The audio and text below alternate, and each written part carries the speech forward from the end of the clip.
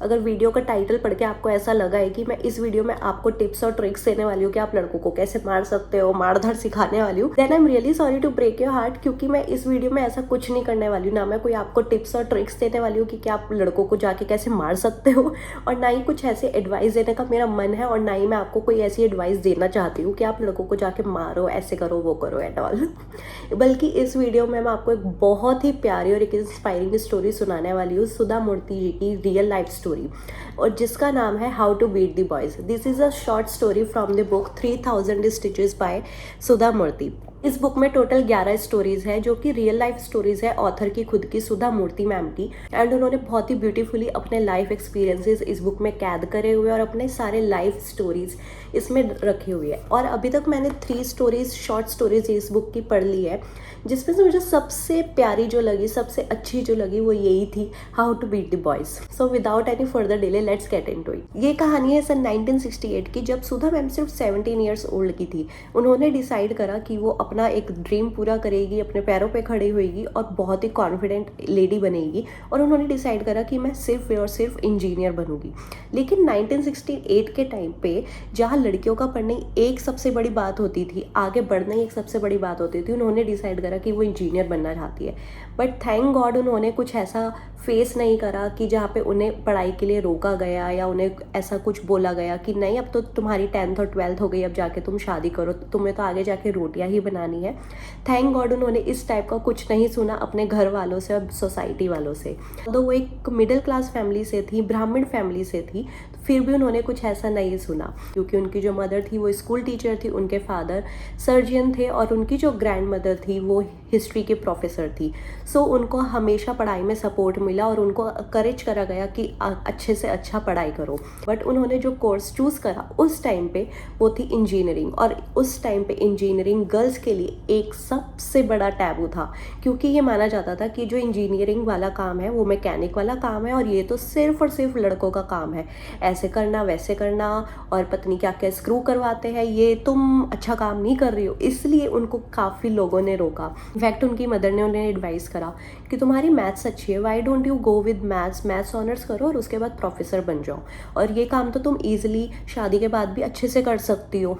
उनकी दादी ने कहा कि तुम हिस्ट्री क्यों नहीं करती हो, मैंने भी तो हिस्ट्री करी थी, मैं तो शादी के बाद भी काम कर रही थी, तुम भी हिस्ट्री का काम कर लो, या कुछ वैसा काम कर लो जो तुम शादी के बाद भी ईजिली फॉलो करते रहो। उनके फादर सर्जियन थे, तो उन्होंने उन्हें सजेस्ट करा कि तुम लोगों से अच्छे से बात कर लेती हो और तुम्हारा साइंस में भी अच्छा खासा इंटरेस्ट है, why don't you go with medicine, तो मेडिसिन वाली पढ़ाई कर लो और ये भी तुम अच्छे से करती रहोगी। लेकिन उनके फादर ने उन्हें एंड में एक चीज़ और बोली, अगर तुम इंजीनियरिंग करना चाहती हो तो करो, मेरा फुल सपोर्ट तुम्हारे साथ है। इनफैक्ट कॉलेज के प्रिंसिपल ने जब उनके फादर से कहा कि हमारे कॉलेज में तो कोई लेडीज़ टॉयलेट भी नहीं है, कोई लड़की भी नहीं है, तो वो लड़की कैसे सर्वाइव करेगी, आपकी बेटी कैसे सर्वाइव करेगी, आप अपनी बेटी को समझाओ, इंजीनियरिंग वाला चीज़ उसके लिए नहीं बनी है, हमारे कॉलेज में तो बिल्कुल ही नहीं बनी है। मुझे पता है कि उसको जो एडमिशन मिला है हमारे कॉलेज में, उसको मार्क्स की वजह से मिला है, स्किल्स की वजह से मिला है, उसके एफर्ट्स की वजह से मिला है, बट नहीं, ये कॉलेज उसके लिए नहीं है, ये पढ़ाई उसके लिए नहीं है। फिर भी सुधा मैम कॉन्फिडेंट थी कि नहीं, मुझे ये पढ़ाई करनी है, और वो उस कॉलेज में जाती है, एडमिशन लेती है और अपनी जर्नी स्टार्ट करती है। असली चैलेंज तभी शुरू होता है जब वो कॉलेज ज्वाइन कर लेती है। 149 लड़के और सिर्फ एक लड़की, और सब उनको अलग अलग निगाहों से देख रहे हैं, सब देख रहे हैं कि ये कौन सा प्राणी आ गया हमारे बीच में। But she was so confident, वो इतनी ज़्यादा जिद्दी थी कि उनको अगर उन्होंने अब ये चीज़ ठान ली है तो वो इस चीज़ को कंप्लीट करके रहेगी, नो मैटर वॉट, कि उनके बारे में बाकी बच्चे, बाकी लड़के क्या सोच रहे हैं और क्या नहीं सोच रहे हैं। उन्होंने कुछ छोटे छोटे सीन ऐसे शेयर कर रखे हैं अपनी स्टोरी में कि वो वाइट साड़ी पहन के गई थी कॉलेज के फर्स्ट डे पे, तो उन्होंने देखा कि उनकी सीट पे किसी ने ब्लू इंक डाल रखी है, उनके कपड़े ख़राब करने के लिए, उनको रुलाने के लिए, उन्हें तंग करने के लिए। बट वो रोती नहीं है, वो उन्हें पता होता है कि लोग मुझे परेशान करना चाहते हैं और मैं परेशान नहीं होगी, बट वो अपना गुस्सा, अपने मन की जो भी सारी फीलिंग्स होती है अपने अंदर रख के इंक को पेपर से क्लीन करके वहाँ बैठ जाती है। वही तभी वो सुनती है पीछे लड़के उनका बोल रहे होते हैं कि अरे यार, इसको पता चल जाएगा, हमने करा, ये प्रिंसिपल के पास चली जाएगी, वो करेगी एंड ऑल करेगी। ऐसे छोटे छोटे इंसिडेंट और होने लगे। कोई उन्हें प्लेन बना बना के मार रहा है, कोई उनके बालों में जान जान के फूल लगा के चला जा रहा है और फिर उनको फूलवती के नाम से बुला रहा है और अलग अलग नामों से बुला रहा है।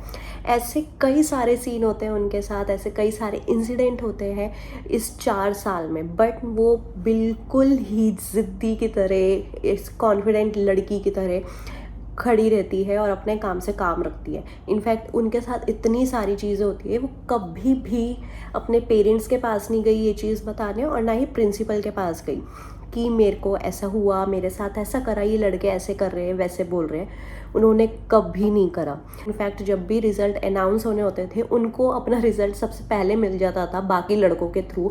अपना रिज़ल्ट देखने की कभी ज़रूरत ही नहीं पड़ती थी, क्योंकि बाकी लड़के उनका रिज़ल्ट आके ब्लैक बोर्ड पे लिख के चले जाते थे।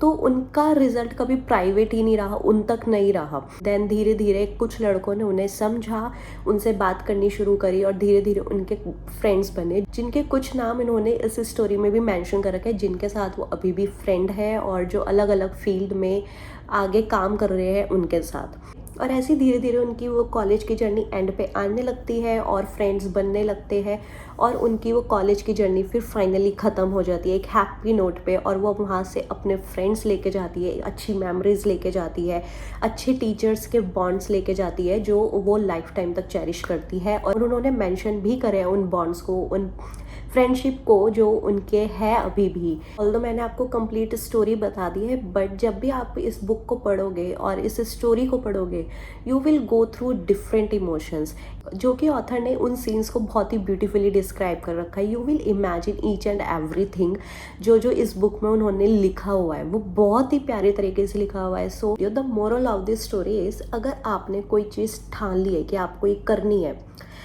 चाहे आप किसी भी फील्ड में हो, चाहे आप लड़की हो या लड़का हो, कोई भी हो आप, अगर आपने ठान लिया है कि मुझे ये चीज़ करनी है तो करनी है, देन आपको अपने एनवायरनमेंट से फ़र्क नहीं पड़ना चाहिए। आपको सिर्फ और सिर्फ अपने एक्शंस और रिएक्शंस पे ध्यान देना है। अगर हम इसी स्टोरी का एग्जांपल ले, जैसे लड़के उन्हें परेशान कर रहे थे, उन्हें कुछ कुछ बोल रहे थे, उनके साथ कुछ ना कुछ कर रहे थे, अगर वही सुधा मैम उस बात पे रिएक्ट करती, उनको बोलती या उनसे जाके लड़ती, तो क्या होता? या वो उनसे डायरेक्टली बात ना करके अपने पेरेंट्स के पास जाती या प्रिंसिपल के पास जाती, तो क्या होता? वो लड़के क्या करते? वो 1 दिन नहीं करते, 2 दिन नहीं करते, 1 हफ्ता नहीं करते वो चीज़, लेकिन वो फिर से वही चीज़ करते। उनमें और गुस्सा आता, उनमें और एग्रेशन आ जाता कि ओ अब तो इससे और बताता हूँ, उनके साथ और लोग मिल जाते, right? And that is what actually happens in our real life also, कि हम अपने एनवायरनमेंट पे फोकस करते हैं कि यार वहाँ पे लड़के ऐसे आ रहे हैं, वहाँ पे लड़कियाँ ऐसी आ रही है, मैं तो ऐसे सिंपल बन के जा रही हूँ, मैं तो ऐसे करके जा रही हूँ, मेरे पास तो ऐसा बैग नहीं है, वो नहीं है, ये नहीं है, ब्ला ब्ला, पता नहीं क्या क्या चीज़ें हम निकाल लेते हैं, अपने अंदर कमी निकाल लेते हैं। बट हम वो भूल जाते हैं कि हमारा गोल क्या है, हम वहाँ पे जा क्यों रहे हैं। हमारा पर्पस है कि वहाँ जाके मुझे ये पढ़ाई करनी है और पढ़ाई करके घर वापस आना है, दैट्स इट। हमारा सिर्फ सिंपल सा ये गोल है। लेकिन हम क्या चीज़ें देखते हैं कि वो वहाँ पे लोग ऐसे आ रहे हैं, वहाँ पे लोग ऐसे बैठते हैं, वहाँ मेरी क्लास में तो इतने सारे लड़के हैं, मेरी क्लास में इतनी सारी लड़कियाँ, मैं तो पढ़ाई नहीं कर पाऊँगा, ये नहीं कर पाऊँगा, क्यों? सो इन शॉर्ट, अगर आपको कुछ अचीव करना है ना, तो उसके लिए आपको बिल्कुल ढीठ बनना पड़ेगा। और ढीठ बनने के लिए आपको फिर आपके आसपास वाली चीज़ों से कोई फ़र्क नहीं पड़ना चाहिए, कौन आपको क्या बोल रहा है, कैसे बोल रहा है, क्या कर रहा है, क्या नहीं कर रहा है, और आपके आसपास क्या हो रहा है। आप सिर्फ और सिर्फ अपने काम पे ध्यान दो, अपने गोल पे ध्यान दो, और बाकी चीज़ें, आपका एनवायरनमेंट धीरे धीरे सेटल हो जाएगा। थोड़ा टाइम लगेगा, आई वुड नॉट से कि जाते ही अपने आप ठीक हो जाएगा या फिर आपको प्रॉब्लम नहीं होगी, आपको प्रॉब्लम होगी, बट आपको वो थोड़ा सहना पड़ेगा। बट धीरे धीरे वो एनवायरनमेंट आपके अकॉर्डिंग आपके साथ सेटल होता चला जाएगा और आपको पता भी नहीं चलेगा। So that is all in this video. Let me know in the comment section आपको ये story कैसी लगी, and the link to this book is in the description box. You can buy it. I'll see you in the next one. Till then, please do take care of yourself. Bye.